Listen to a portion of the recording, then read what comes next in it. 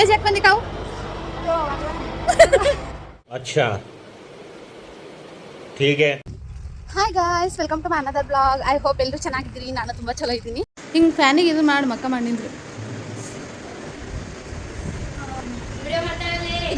So ನಿನ್ನೆಂತರೂ ಎಲ್ಲರೂ ನಮಗೆ traditional ಲುಕ್ದಾಗ ನೋಡಿರಿ. ಇವತ್ತು ನಾವು ವೆಸ್ಟರ್ನ್ ಡ್ರೆಸ್ದಾಗ ಎಲ್ಲಿ ಹೊಂಟಿವಿ ಅಂತ ಕ್ಯೂರಿಯಾಸಿಟಿ ಇರಬೇಕಲ್ಲ, ಹೇಳ್ತೀನಿ ಕೇಳ್ರಿ.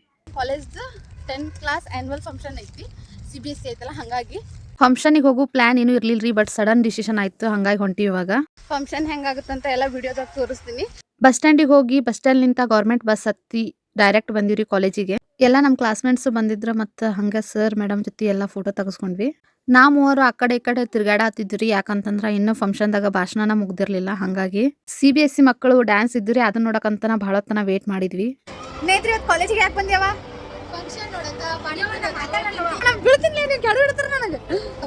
ಇವತ್ತು ಕಾಲೇಜ್ ಯಾಕೆ ಬಂದಿ ಕಾವು? ಸ್ವಲ್ಪ ಕಾವೇ ನಾಸ್ತಾಳ್ರಿ, ಯಾಕಂದ್ರೆ ಆಕಿಗೆ ಫೋನ್ ಮುಂದೆ ಮಾತಾಡೋಕ್ಕಾಗಿಲ್ಲ. ಒಬ್ಬೇಕಿದ್ದಾಗ ಭಾಳ ತಲಿತಿತ್ತಾಳ. ಸೊ ನಮ್ಮ ನೇತ್ರಾರಿ ಒಬ್ಬೇಕಿದ್ದಾಗ ಜಾಸ್ತಿ ಮಾತಾಡಲ್ಲ, ಬಟ್ ಫೋನ್ ಮುಂದೆ ಭಾಳ ತಲಿತಿತ್ತಾಳ. ಕಾಲೇಜ್ದಾಗ ಫಂಕ್ಷನ್ ಇರೋ ಕಾರಣ ಪಾನಿಪುರಿ, ಇಡ್ಲಿ, ವಡಾ ಈ ಥರ ಎಲ್ಲ ಗಾಡ ಬಂದ್ಬಿಟ್ಟಿತ್ತು ರೀ. ಹಾಗಾಗಿ ಗೊತ್ತಲ್ರಿ ಹುಡುಗಿಯರಿಗೆ ಪಾನಿಪುರಿ ಅಂದ್ರೆ ಎಷ್ಟು ಇಷ್ಟ ಅಂತ. ಟೋಕನ್ ತೊಗೊಂಡು ನಾವಾಗ ಹೊಂಟಿವ್ರಿ ಪಾನಿಪುರಿ ತಿನ್ನಕ್ಕೆ. ಪಾನಿಪುರಿ ಸ್ಟಾಲ್ ಭಾಳ ಗದ್ಲಿತ್ರಿ. ನನಗೆ ಹಾಕಿ ಕೊಡುತ್ತ ಇವ್ರಿಬ್ಬರದು ಪಾನಿಪುರಿನ ಖಾಲಿ ಆಗಿತ್ತು.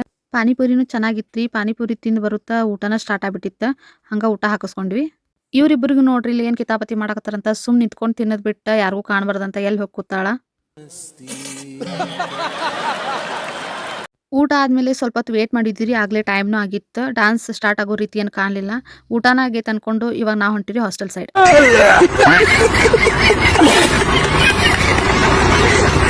ಸೊ ಇವತ್ತಿನ ವ್ಲಾಗ್ ಇಷ್ಟ ಆಗಿತ್ತು ರೀ. ಸಿಗುಣ್ರಿ ಮುಂದಿನ ವ್ಲಾಗ್ದಾಗ. ಅಲ್ಲಿವರೆಗೂ ಬಾಯ್.